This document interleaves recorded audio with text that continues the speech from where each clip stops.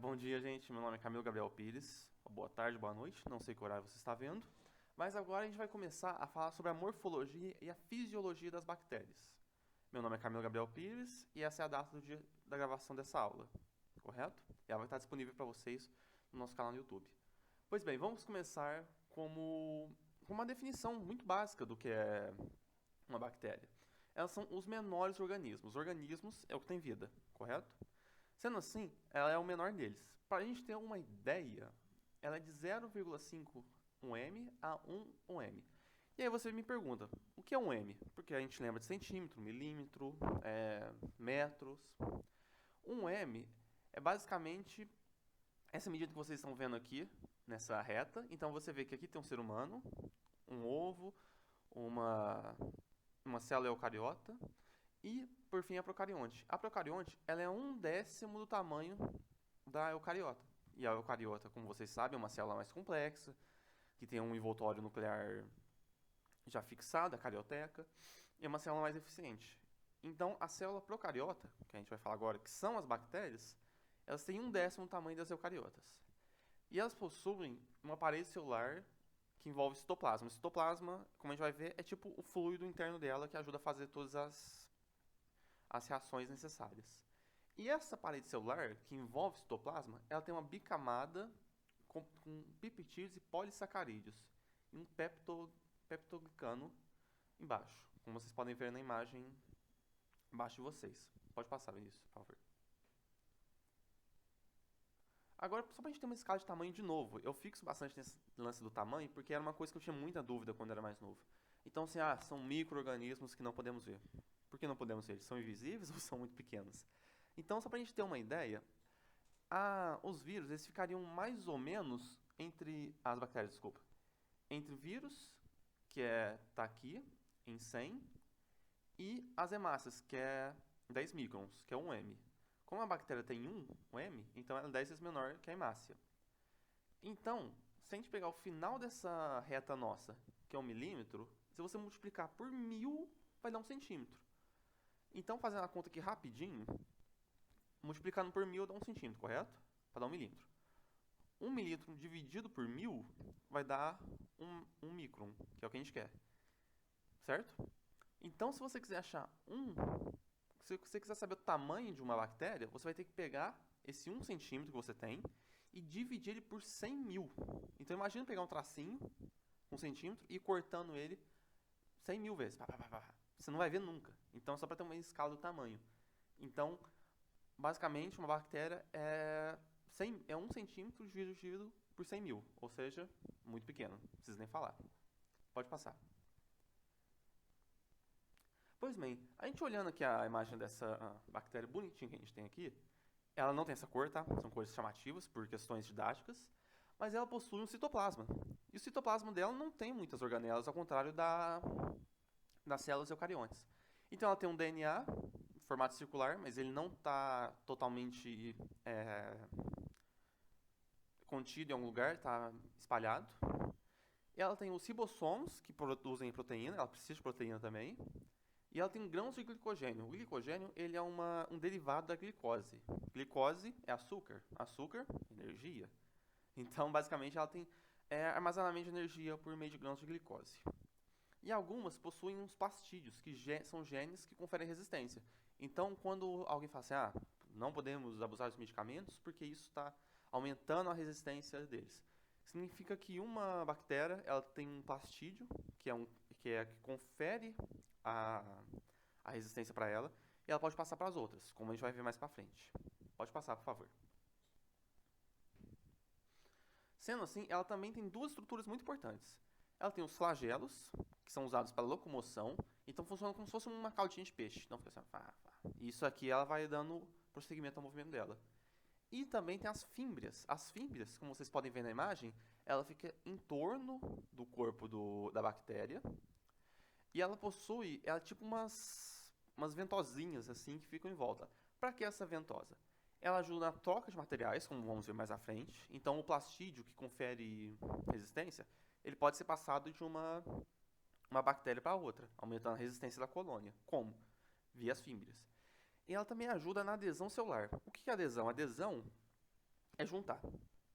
Então, um exemplo aqui são as placas dentárias, ou as cáries. Por que dá cárie na gente? Porque a nossa boca, entre os nossos dentes, é um lugar escuro e é um lugar quente e úmido, perfeito para bactérias. Então, para se fixar ali, elas precisam juntar no material, que no caso é o nosso dente. Por isso tem que fazer restauração e tal. Para juntar lá, elas têm que grudar. E essas ventosinhas, elas fazem um trabalho de, pá, juntou. Isso aqui é o material, ela junta, ó, bem fixado. As fímbrias fazem isso. Pode passar, Vinícius. Agora, vamos fazer a classificação por formato. Ela pode ter 4 formatos, basicamente. Ela pode ser as esféricas, chamadas de cocos, e cocos em latim esférico. É importante também saber, caso vocês vão enveredar pelo caminho da biologia, todos os nomes científicos são latim. Então prepare-se para falar alguns nomes diferentes.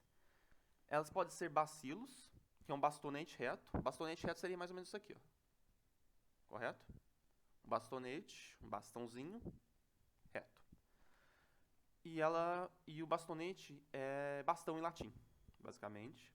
Ela pode ser os vibrões, que seria o bastonete curvo. Eu não tenho uma caneta que faz curva, mas eu tenho uma borracha. Essa borracha aqui, ó, ela pode fazer uma curva que simula um bastonete curvo, que é os vibrões. Então isso aqui é um bastonete reto, bacilos. Isso aqui, curvadinho, é um bastonete curvo, vibrões. E em hélice são os espirilos. Os espirilos são basicamente um bastonete que faz voltas. Eu não tenho um exemplo aqui, porque um exemplo bom seria telefone fixo. Não sei se na casa de vocês tem, na casa de avó de vocês tem. O telefone fixo, alguns deles, tem uma molinha.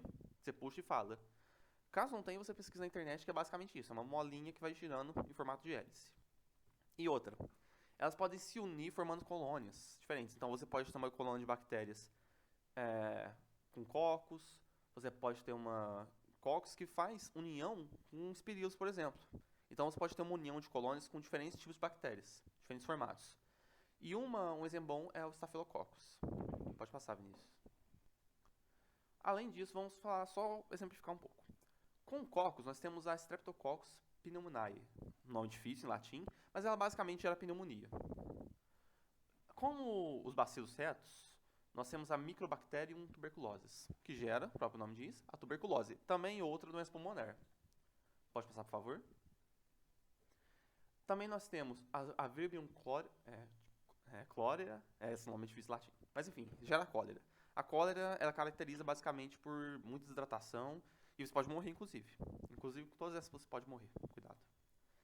E também temos a Leptospira interrogans, que é a leptospirose, ou seja, ela vem de uma bactéria que é levada para fora pela urina do rato. E ela costuma infectar o pessoal em enchente, ou seja, na hora que sobe água com ela dentro. E aí a pessoa pode acabar se contaminando por ela. Pode passar. Mas é importante fazer um adendo muito interessante. Diferente do vírus em latim é veneno, ou seja, o veneno nunca é bom, as bactérias podem ter um bom uso. Ela pode ter um uso na indústria de alimentação, ela pode fazer massas, derivados de leite, etílicos, bebida. E ela também é muito importante na farmácia, na penicilina. A penicilina é um importante antibiótico, ou seja, meio que assim, você usa bactérias para fazer algo que mata bactérias. Entretanto, é importante ressaltar que é o seguinte, não é porque você vai consumir uma bactéria que vai fazer um remédio dentro de você. Isso aqui é feito em laboratório. Não é porque você vai consumir uma bactéria que você vai fermentar alguma coisa dentro de você. Então, é importante dizer o seguinte, é importante atentar para a questão da higiene.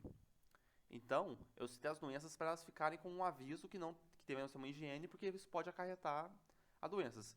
Entretanto, é possível fazer processos positivos com as bactérias, só que em ambiente propício. Pode passar, Vinícius. Muito bem, a gente vai falar um pouco sobre a nutrição dela. Algumas, grande maioria, são heterotróficas. Quem que é heterotrófico também? Nós, o meu cachorro que tá lá fora, uma vaquinha, todo mundo, basicamente heterotrófico, com exceção de plantas. Por quê? Porque a gente consome o alimento delas. Ao consumir uma carne, um vegetal, você está consumindo o que ele produziu, de glicose ali. Isso aqui é chamado cadeia trófica. Mais pra frente vocês vão ver se não já viram, certo? Então, elas consomem esse alimento via degradação do meio. Então, por exemplo, tem um meio lá, uma carne exposta, E aí ela vai começar a jogar enzimas que vão bombear esse alimento, digamos, vai atingir esse alimento, e vai desfazer ele. E aí, desfazendo ele, ela vai absorver por fagocitose. Então ela vai destruir depois se pegar. Por isso que muitas vezes dá aquele aspecto de putrefação. Você pega uma carne podre, uma carne ruim, tá aquele cheiro horrível. Por quê? Ao fazer isso, elimina odores. E esse odor não é muito agradável. E algumas são autotróficas, que são uma exceção. Elas produzindo seu próprio alimento. As cianobactérias, veja que eu grifei, a gente vai falar disso mais tarde, possuem a clorofila idêntica às plantas. É chamado bactéria clorofila. Mas mais pra frente a gente vai falar sobre. Isso aqui era um vídeo, mas infelizmente não deu pra mostrar, que era uma linha do tempo mostrando como que a bactéria ela vai destruir um plástico com o tempo. Entretanto, se você for ver aqui do lado, ó, tem um calendáriozinho, correto? 20 meses. 20 meses é 1 ano e 8 meses. 1 ano e 8 meses para esse estágio da composição é muito pouco. Por isso que o pessoal fala assim, não jogue lixo no mar, plástico no mar. Por quê? Em 1 ano e 8 meses, fez isso aqui, ó, de ranhura. Então, perdão, isso que vai ser realmente degradado em muito, muito tempo. Pode passar, por favor. A nutrição heterotrófica ela pode passar pela quimiossíntese e ela vai pegar uma substância inorgânica, como eu disse, vai gerar o subproduto dela, que é o fruto da destruição dela. Isso aí vai gerar energia e essa energia combinada com carbono e oxigênio e água capturadas vai formar a substância orgânica. E essa segunda parte, que é uma equação da função nitrogenada, a gente vai ver mais tarde. Só deixei aqui para você ficar ciente dessa equaçãozinha aqui. Que você vai pegar o nitrogênio, combinar com o hidrogênio, vai formar amônia. Essa amônia com gás carbônico vai formar aminoácido, que é a proteína. Mas isso a gente vê mais tarde. Pode passar. Bem, a respiração é simples até. Ela pode ser aeróbica ou anaeróbica.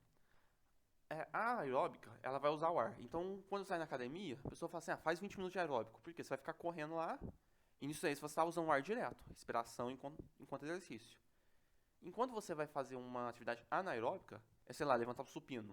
Porque quando você está levantando, lógico que você respira, mas você não respira no ato de levantar. Às vezes você preenche respiração. Então, essa é a diferença. Uma usa oxigênio, a outra não. A aeróbica precisa de oxigênio para viver. Ponto. A anaeróbica, ela não depende do oxigênio para viver. Ela pode ser a anaeróbica facultativa, ou seja, caso tenha O2, ela pode usar o O2. Joia, perfeito.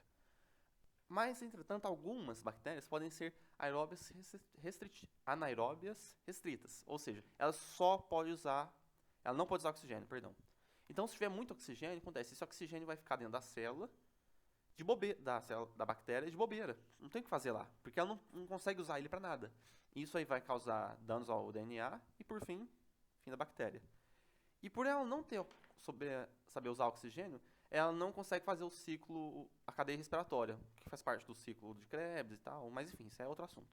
Ela não consegue fazer isso, ou seja, ela só consegue liberar energia por fermentação, que é um processo rápido, ou seja, ela libera pouca energia. Pode passar, Vinícius. Uma curiosidade muito interessante, né? Alguns pesquisadores acreditam que a mitocôndria, que vocês já devem ter visto, que é uma célula que produz energia, tem as cristas mitocondriais, ela pega H+, e transforma em ATP, mas enfim, veio de uma bactéria primitiva. Isso é chamada teoria endossimbiótica, que teria ocorrido há 2 bilhões de anos, então assim, não faz pouco tempo. E é o seguinte, algumas bactérias que tinham essa característica de conseguir tamponar prótons e transformar em ATP, elas foram engolidas, fagocitadas por células maiores. Só que elas escaparam de ser digeridas, elas ficaram lá de bobeira. E nisso aí rolou um acordo. Aí aconteceu o quê? Você teve a mitocôndria fornecendo muita energia para a célula e a célula fornecendo proteção para a mitocôndria. Todo mundo ganha. E aqui está uma ilustração de como ocorreu isso. Teria ocorrido isso, né? Entrou, escapou de ser digerida e ficou lá.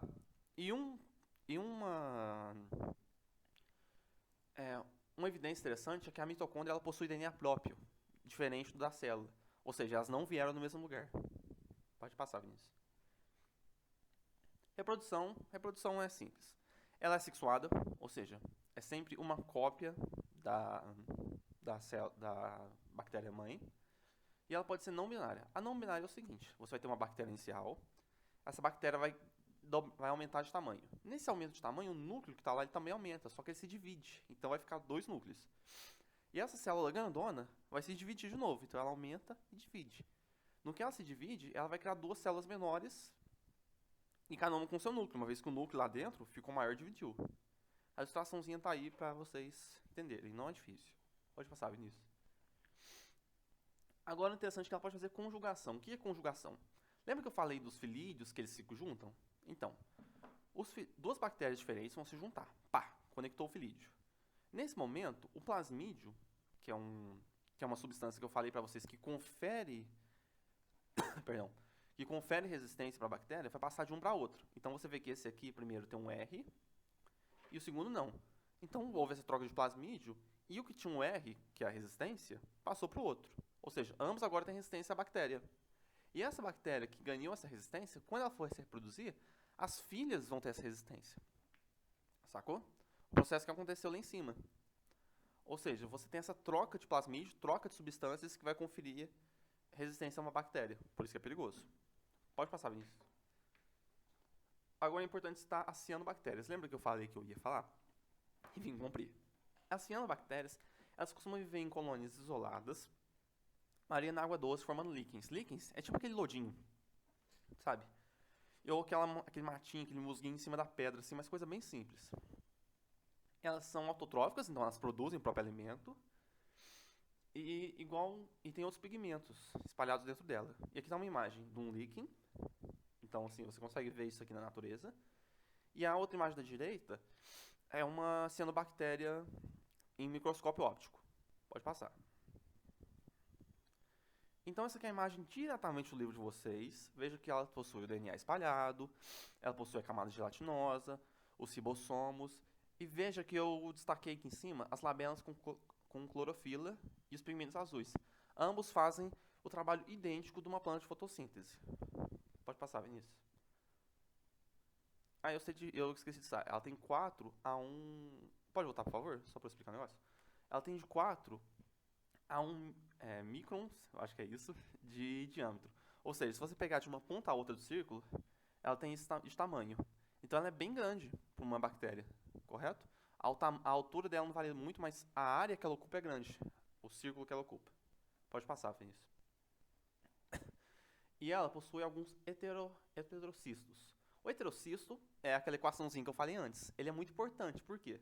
No meio da cadeia das cianobactérias, tem aquelas bolinhas todas e tem uma bolinha maior, que é o heterocisto.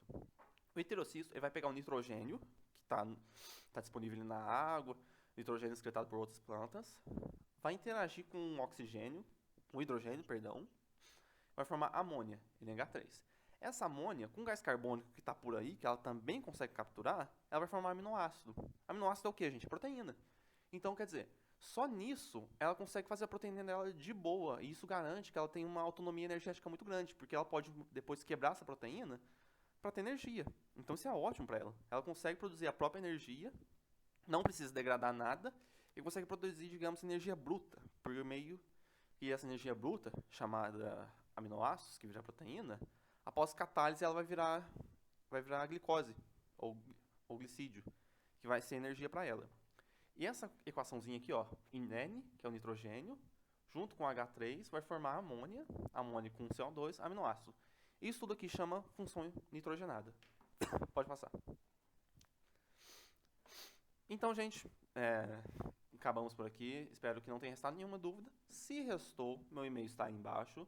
Me mandem a hora que quiser, estou sempre disponível. E muito obrigado pela atenção e bons estudos. Além que vocês podem rever a aula quando quiserem. E caso vejam e tenham alguma dúvida, pode me chamar. Muito obrigado.